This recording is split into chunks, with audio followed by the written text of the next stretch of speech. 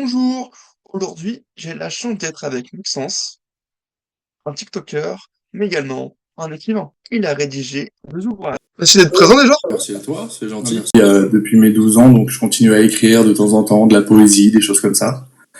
Et au bout d'un moment, je me suis dit, allez, on arrête tout et on tente le rêve d'enfant et on essaie de se lancer à fond dans la littérature. Qui t'a donné envie d'écrire?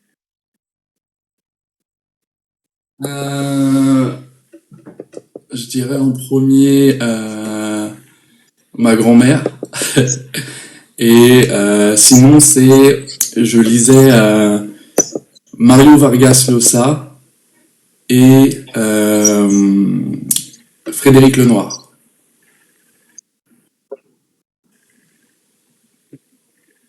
Pourquoi le titre?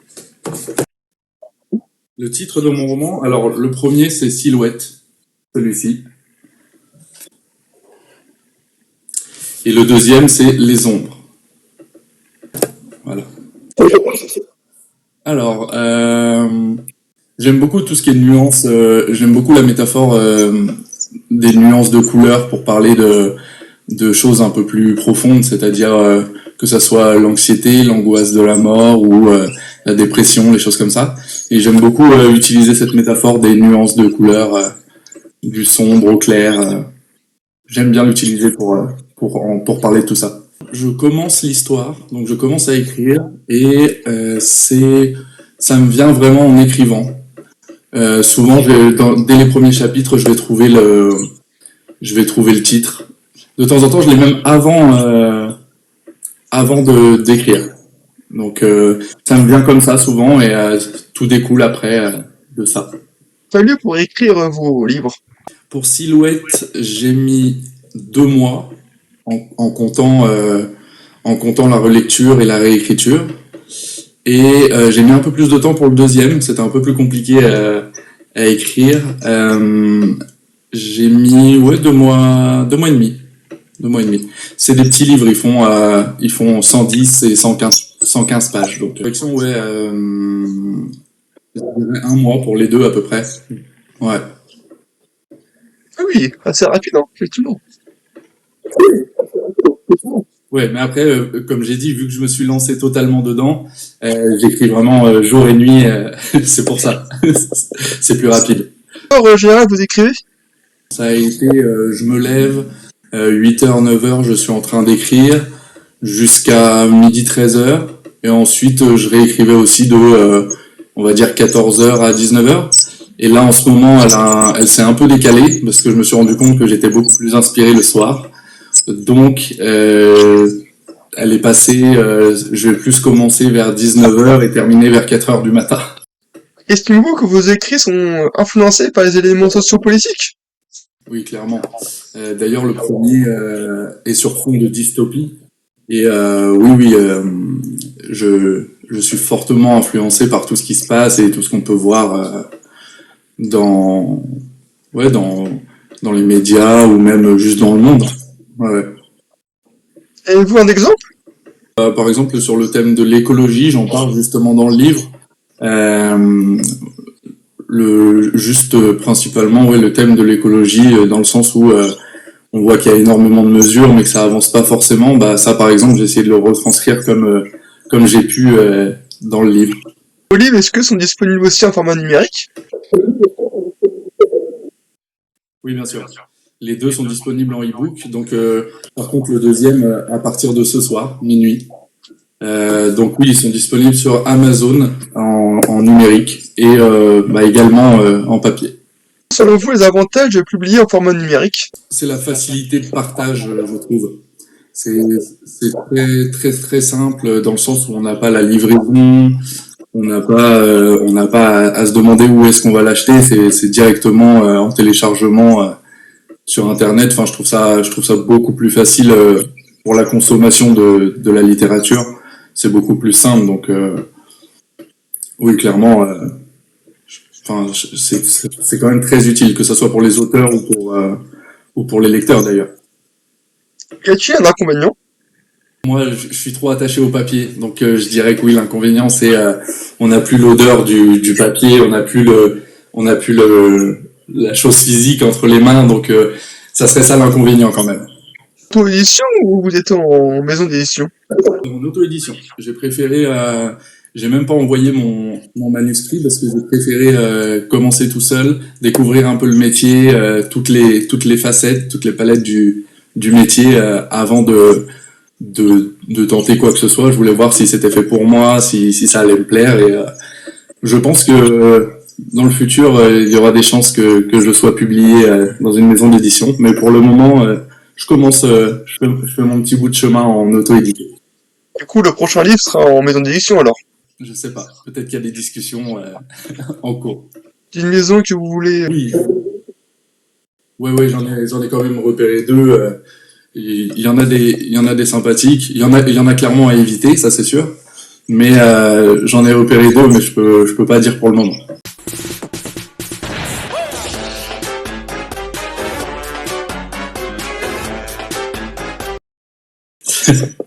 Quelles sont vos stratégies marketing pour vendre vos livres? Énormément par les réseaux sociaux, euh, que ce soit Instagram, TikTok et maintenant Facebook aussi.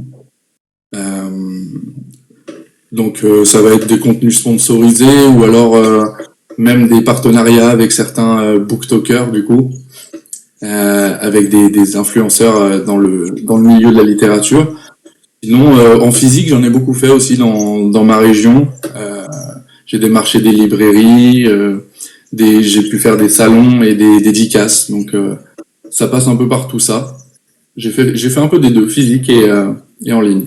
Quelle plateforme vous semble le mieux pour vendre vos livres? En plateforme, je dirais, je dirais avoir son site, c'est quand même beaucoup plus simple. Sinon, Amazon a quand même ouvert cette porte de simplicité à publier son livre. Donc, je dirais Amazon si on parle de plateforme connue. Mais sinon, je conseillerais d'avoir son propre site. C'est quand même beaucoup plus simple à suivre et c'est quand même plus sympa aussi d'avoir son site pour vendre ses livres. Avez-vous envisagé d'écrire à plusieurs? Du tout.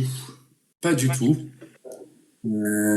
J'ai envisagé par contre d'avoir une préface de quelqu'un, mais par contre écrire à deux, je pense pas que je le ferais. Je pense qu'il faut jamais dire, faut jamais dire jamais, mais je ne pense pas que je m'essaierais à cet exercice. Pourquoi cela? Pour avoir ma vision de l'histoire et pouvoir avancer comme je le veux. Et ouais, je pense que j'aurais un peu de mal à travailler avec quelqu'un sur ça parce que c'est vraiment des projets personnels. Je mets beaucoup de moi dans les livres et je pense que ça serait compliqué de faire de devoir partager comme ça sur les réflexions, ça peut être un peu compliqué. Croyez-vous que le format numérique peut changer la relation avec le lecteur? Oui, je pense. Je pense que, mais moi je trouve que à l'inverse, même si c'est censé être du coup plus facile d'accès, je trouve que ça met une distance un peu plus grande que le livre papier. J'ai l'impression que le fait que ce soit physique peut nous rapprocher un peu plus. On peut aller demander une dédicace, tout ça, à signer sur le livre. Ça peut éloigner un petit peu le public et les auteurs euh, le côté numérique, je pense. Avez-vous des projets futurs dont vous aimeriez parler? Oui, oui. Donc j'ai celui-ci qui sort du coup ce soir, donc Les Ombres, et la suite de Silhouette. Donc il sort ce soir à minuit et je vais publier une nouvelle en février. Donc ce sera le 18 février. Donc c'est la première fois que je l'annonce du coup. Ça sera le 18 février et ça sera une nouvelle qui parle qui suit un homme déprimé et anxieux. Donc ça sera une petite nouvelle qui explore ces thèmes-là de 80 pages à peu près. Vous avez un plan pour réaliser vos livres ou pas? Forcément. Je sais que par contre je me suis donné l'objectif d'en sortir 4 cette année. d'en écrire 4 et d'en publier 4. Mais en dehors de ça, je n'ai pas vraiment de plan. Je sais à peu près à quelle période j'aimerais les sortir, mais je n'ai pas forcément de réel plan. C'est ça. C'est ça. J'en ai un que je sortirai normalement aux alentours d'avril. J'ai pas encore la date précise. Il parlera du coup d'un homme aveugle depuis sa naissance qui va retrouver la vue grâce à une opération et il va découvrir le monde du coup d'une nouvelle manière. Donc ça sera celui qui sortira en avril. Ça s'appellera Le Touriste. Les autres, j'en ai un autre. J'en ai un autre ouais qui sortira plutôt fin d'été, début septembre, qui parlera d'un garçon qui a été abandonné par ses parents et qui va les chercher à tout prix. Il va vouloir les retrouver parce qu'il a pour but de se venger. Après, est-ce qu'il va les retrouver, est-ce qu'il va se venger, on verra bien. Mais pareil, ça s'appellera L'Orphelin et ça sortira ouais plutôt fin d'été, je pense. Pas perdu durant vos écrits? Non. Parce que dans tous les cas, je finis toujours le livre que j'ai commencé, je le finis toujours avant de passer à autre chose. Mais au début, je me trompais, je me trompais un peu. Je me trompais un peu dans les noms des personnages, mais c'est bon. Maintenant, je me suis habitué. Avez-vous déjà utilisé des technologies, des applications pour pouvoir écrire? Ouais. Bah, j'avais testé. J'ai testé du coup Write Control, ça s'appelle. C'est un site donc on peut directement écrire en ligne. Ça nous aide pas mal pour la correction. Et c'est ce qui est pas mal aussi, c'est qu'on peut imprimer grâce à leur site. Donc ça aide pas mal. Et sinon, bah, le bon vieux classique, le mieux c'est Word. Hein. Mais moi j'aime beaucoup aussi en manuscrit. Par exemple pour Silhouette, j'ai écrit le manuscrit en entier avant de passer à l'ordinateur. À partir de zéro. Dans votre livre, quel est le personnage que vous préférez? Miro, c'est un artiste peintre du coup qui est angoissé par la mort et je le trouve touchant et je le trouve vrai. Je le trouve vrai. Il expose un peu, il nous expose un peu à toutes les questions qu'on a pu se poser en tant qu'être humain et je l'aime beaucoup. Éléonore. Du coup, c'est la femme que Miro va rencontrer pendant son périple et je la trouve elle représente un petit peu tout ce qu'on aimerait être, en tout cas pour moi. Et du coup, j'aime beaucoup le personnage. Est-ce qu'il y a une notion de vérité dans vos livres? Oui. Énormément. Même si on est dans un futur proche pour ces deux-là, et que c'est une dystopie, il y a énormément de notions réelles. On a même l'impression d'y être. Hein, quand on le lit, on croit que ça pourrait arriver. Hein.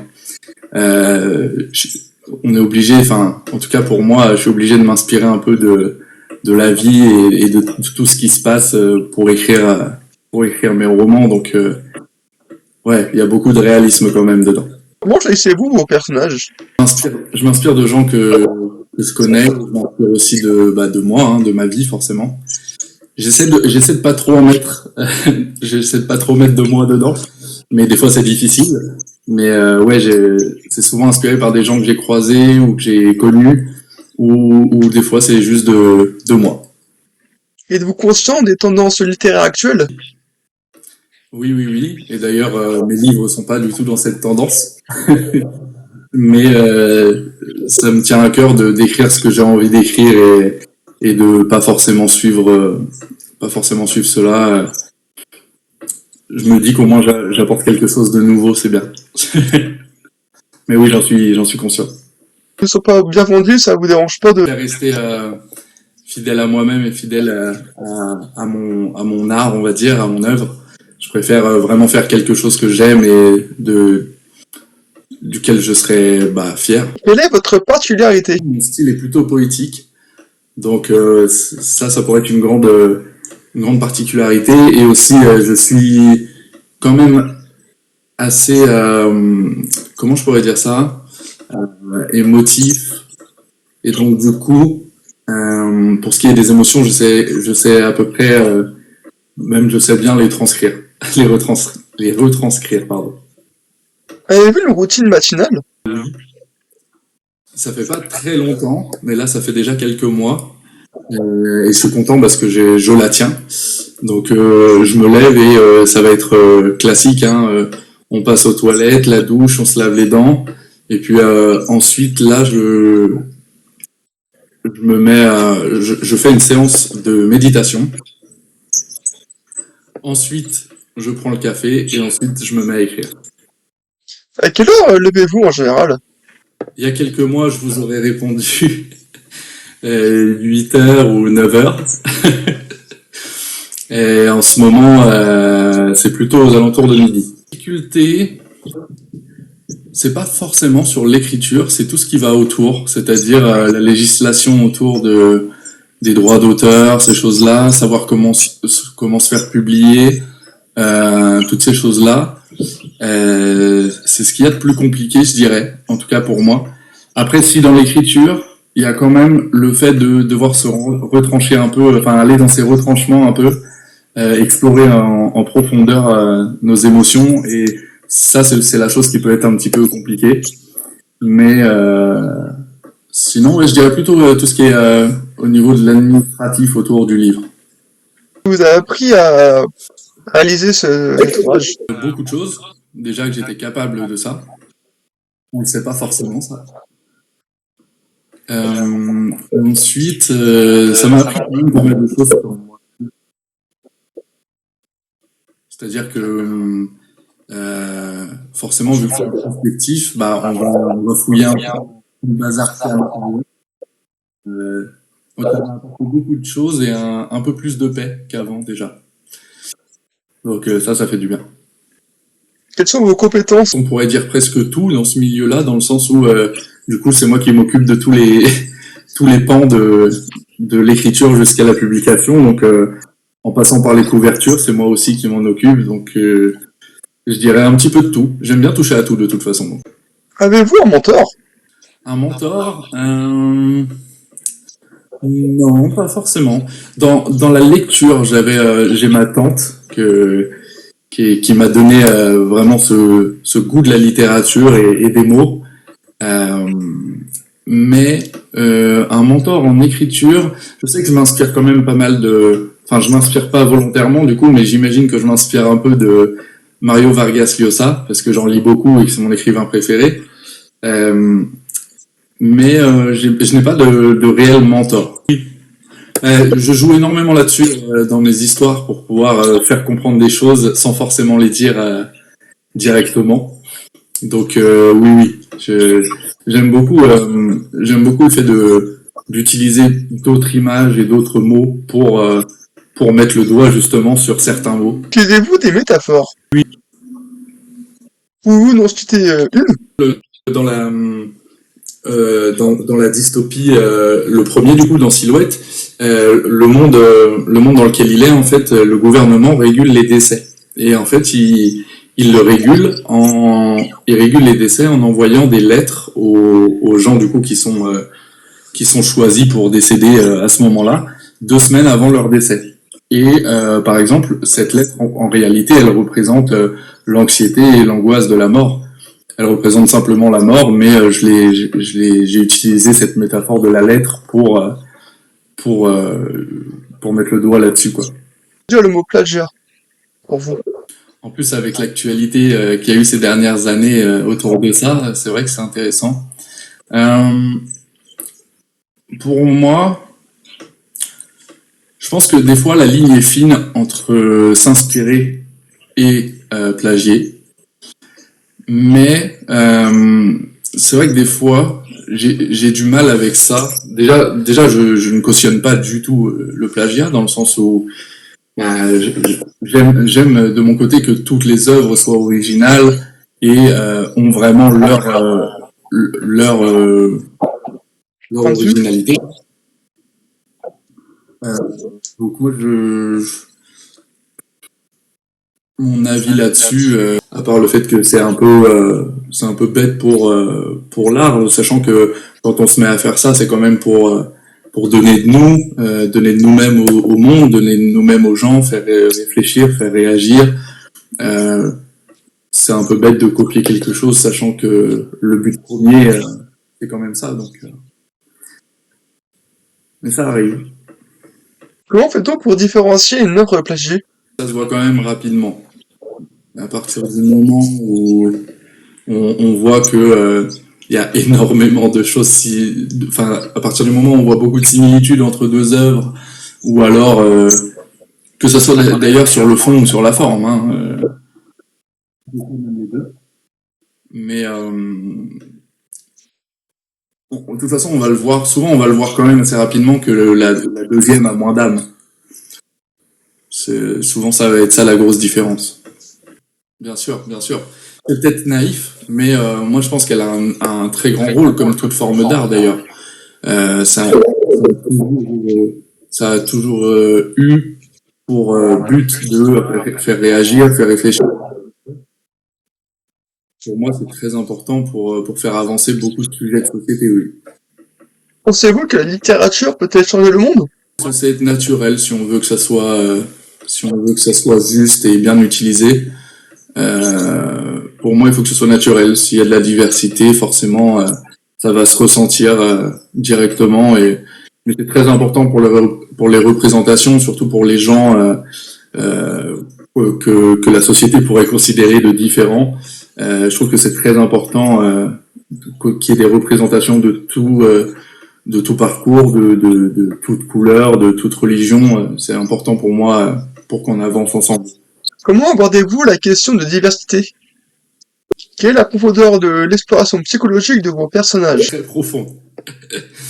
Ouais, j'explore un petit peu tous les aspects possibles, que ça peut aller de la joie à des sentiments qu'on peut ressentir pendant un deuil, la dépression. Donc je vais vraiment au fond de beaucoup d'émotions pour justement en faire ressentir un maximum au lecteur.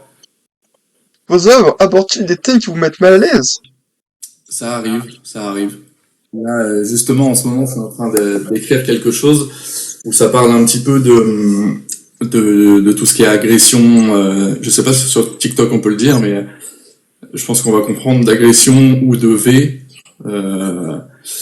Justement, j'explore un peu ça. Ça me met forcément un petit peu mal à l'aise. Et même quand j'explore la dépression ou l'anxiété profonde, ça reste forcément gênant, mais je pense que c'est important et tous les sujets sont bons à traiter, donc je pense que c'est quelque chose qui doit être fait. Donc je le fais avec plaisir.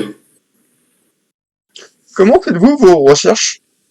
Soit je vais regarder des documentaires ou lire sur le sujet. La plupart du temps, ouais, c'est ces deux choix-là. Sinon, Internet, ça aide beaucoup aussi, mais il faut trouver des sites fiables en tout cas.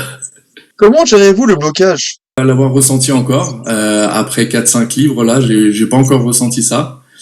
Je sais pas. Pour l'instant, mon cerveau est plein d'idées, donc j'ai pas eu ce problème pour le moment.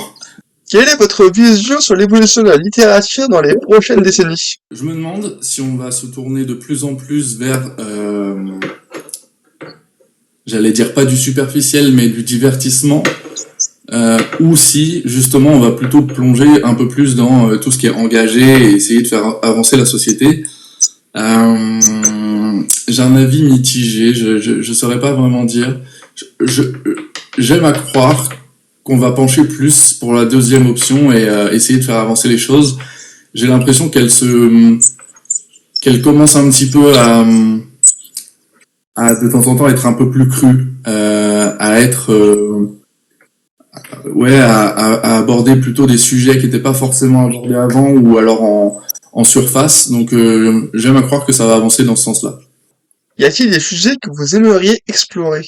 Il y a beaucoup que j'aimerais encore explorer. J'aimerais beaucoup explorer le thème de la fin de vie. Donc faire le choix ou non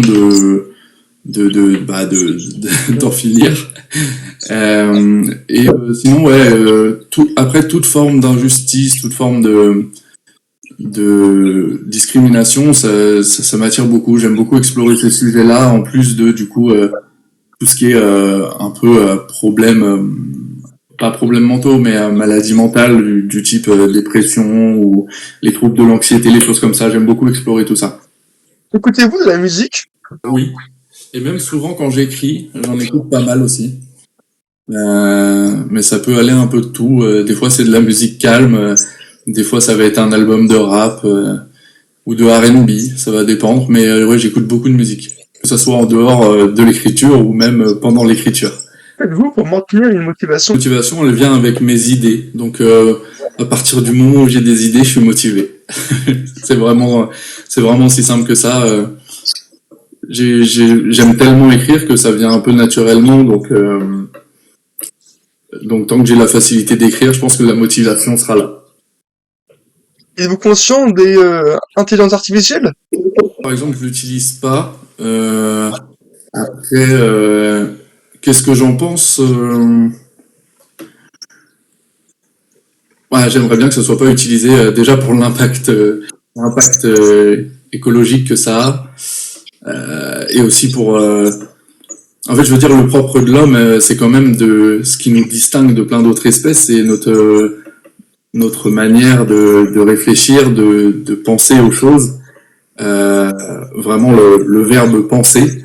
Et c'est embêtant si les IA commencent à remplacer ces choses-là, parce que je veux dire, c'est quelque chose qu'on a créé, ça serait bête de perdre cette profondeur et ces émotions dans la littérature ou dans l'art. Ça serait quand même embêtant. Sur critique négatif. Je pense de ne pas en avoir eu. J'en ai eu une qui était moyenne. Mais en vrai, en réalité, ça m'a pas touché, dans le sens où c'était constructif. Donc, à partir du moment où c'est constructif, je vais le prendre en compte et ça va m'intéresser. Après, c'est vrai que si c'est juste une attaque personnelle ou une attaque non fondée, ça va pas me toucher du tout. Donc, je préfère juste ignorer ou alors répondre en rigolant et on passe à autre chose. Quelle est la scène dont vous êtes le plus fier? Pour chaque livre, pour Silhouette, je pense que ça serait la scène d'amour entre Miro et Éléonore, parce que je me suis bien impliqué là-dessus et j'ai trouvé le rendu vraiment très cool. J'ai vraiment aimé l'écrire. Donc je pense que ça serait ça pour le premier, leur scène d'intimité. Ils passent tout un week-end ensemble et j'ai beaucoup aimé l'écrire et j'aime toujours le relire. Et, dans les ombres,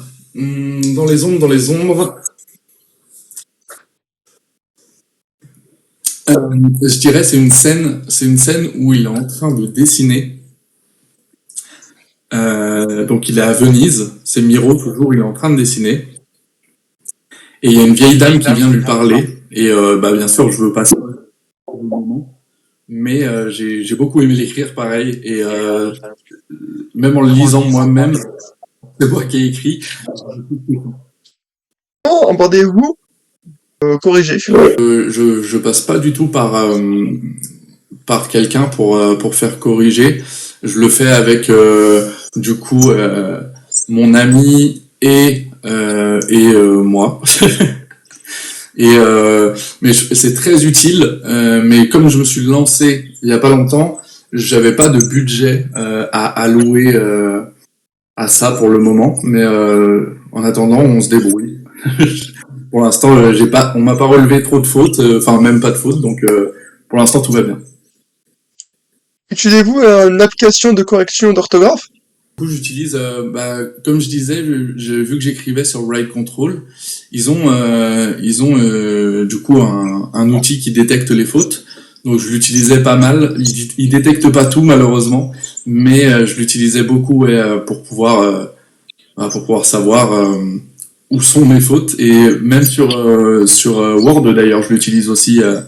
Surtout pour les dernières relectures, je fais vraiment attention et je lis mot par mot pour voir s'il n'y a pas une faute qui s'est cachée parmi tout ça. Avez-vous des bêta lecteurs? Mon ami est ma bêta lectrice et mon cousin aussi. Mon cousin m'aide beaucoup sur ça. Il lit mes livres en avant-première pour me faire un retour si c'est une bonne idée d'histoire, si mon ami aussi d'ailleurs, pour savoir si si tout est logique et cohérent. Donc ouais, j'en ai deux qui m'aident pas mal. Cela suffit ou Que non, mais je trouve que ça suffit en réalité. Une fois que je prends un peu de recul, je me dis que ça suffit. Il suffit d'avoir deux bonnes personnes. La troisième serait peut-être une troisième serait peut-être la bienvenue, mais je pense que ça suffit. vos écrits sont-ils influencés par vos racines? Pas vraiment. Je dirais plutôt que, comme dirait Gérald de Palmas, je suis un homme sans racines. Non, en fait, j'ai jamais été très proche j'ai jamais été très proche de mes racines forcément. Je sais que j'ai des origines flamandes, donc belges, mais pas vraiment. Je me suis construit un petit peu, je me suis fait un peu ma propre éducation, ce qui fait que j'ai pas vraiment de racines, donc je suis un peu influencé par tout, toutes les cultures et tout ce que j'ai pu rencontrer, que ce soit en personne ou oui en culture dans ma vie. Quels sont les avantages et les inconvénients de rédiger un livre? Comme je disais tout à l'heure,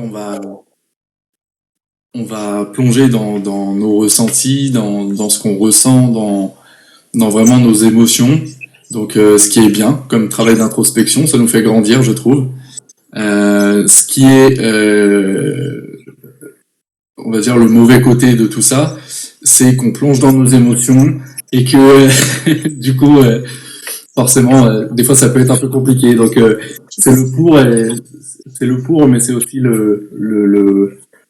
enfin, le mauvais côté de la chose. Mais je dirais qu'il n'y a pas trop d'inconvénients. Hein. Si on a l'envie d'écrire, si on veut se lancer, faut vraiment écrire. Les gens, euh, les gens aimeront ou non, mais c'est important de mettre tout ce qu'on pense un peu sur papier, faire le point un peu dessus, ça permet de prendre un petit peu de recul. Donc, je trouve qu'il y a beaucoup de bons côtés quand même.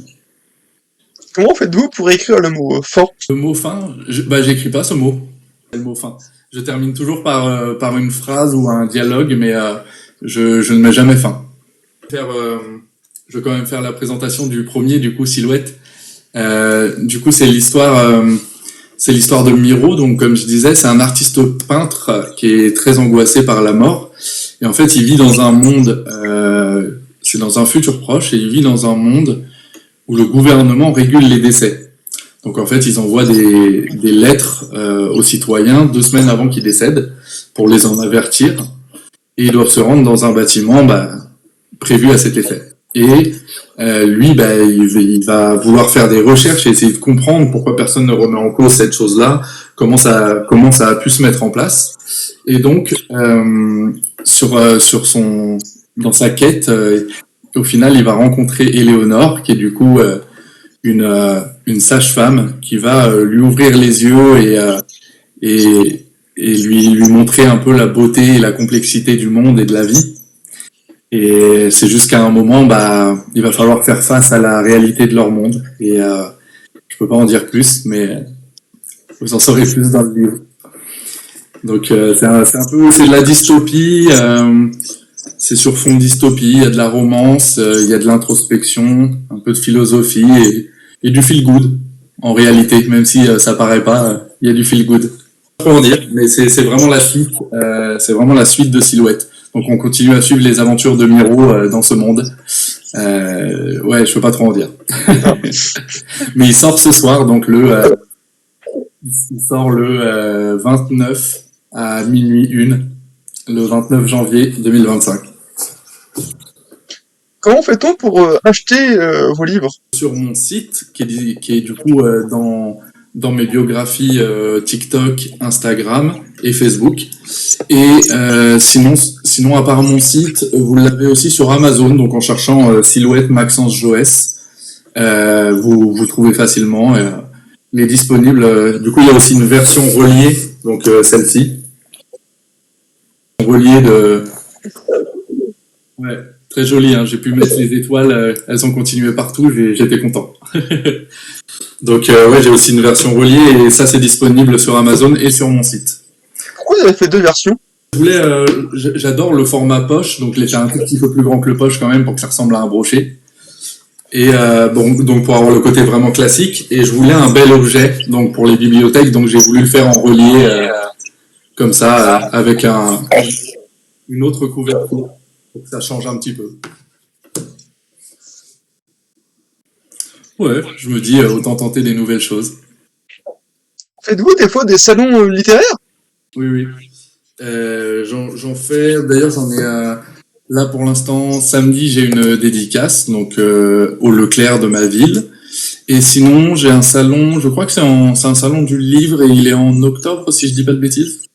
Donc bon, il est dans un moment, mais ouais, je fais aussi des salons, là j'en cherche encore pour en faire de plus en plus. Annoncé par le gouvernement. Puis d'ailleurs, sur TikTok, qu'est-ce que vous faites, vous, en général? Et scellé par une lettre officielle. De présenter mes romans ou les histoires, mais un peu de manière un peu loufoque, histoire de changer un petit peu ce qui se fait habituellement. Même sur Instagram, Facebook? Lorsqu'il rencontre Éléonore, une sage-femme qui lui ouvre les yeux sur la beauté et la complexité de la vie, alors que leur relation se développe. Et ouais, je suis un passionné d'écriture et de littérature depuis tout petit, donc comme je disais, depuis mes 12 ans, j'écris de la poésie. Donc ça me fait vraiment, je suis vraiment content de pouvoir présenter mon travail, et franchement, j'espère que ça va continuer. Comment vivre pleinement dans un monde. Merci à toi d'être venu à l'interview. Hello, petit book haul, je viens de rentrer, mais je vous fais ça en vif. Je retire juste ma veste. Oh, on se le fait ce book haul ou pas? On commence par mon auteur préféré, Mario Vargas Llosa. Ça donne trop envie. Je vais bien le lire. Mario Vargas Llosa, ça donne trop envie. Je vais bien le lire. Mario Vargas Llosa, ça donne trop envie. Je vais bien le lire. Mario Vargas Llosa, ça donne trop envie. Je vais bien le lire. Ah, t'as cru que ça allait être pareil. Frédéric Lenoir. Donc celui-là, j'en ai entendu parler, on me l'a conseillé, j'ai grave envie de le lire. La consolation de l'ange. Donc je vous dirai ce que ça donne. Et bah non, ça c'est mon livre, je me suis trompé. Quel noob. Donc voilà, petit book haul. T'as capté? T'as capté? T'as capté? Il a capté? Il a capté? Il a capté? Il a capté. Et voilà. Dites-moi vous ce que vous avez eu à Noël. Même si notre palle est immense, bah on l'a rempli encore. J'espère que ça sera bien.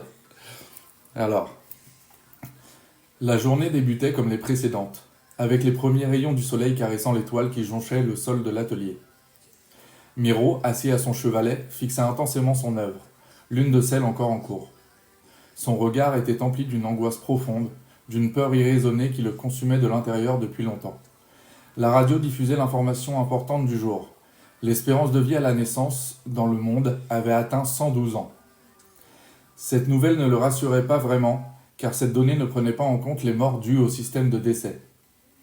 Il disait souvent qu'il ne préférait pas connaître l'existence de cette enveloppe, ni même penser à la possibilité de lire la lettre qu'elle contenait. Elle annonçait ce qu'il redoutait le plus au monde, sa plus grande crainte, ne plus être, ne plus participer, ne plus vivre. Et même si rire ne faisait guère partie de son quotidien, il préférait largement en garder la possibilité. Bien sûr, il n'y a pas de souci. Franchement, je te remercie. Très actif sur TikTok. Si vous aimez ce genre de vidéo, il existe une playlist. D'ailleurs, je fais une vidéo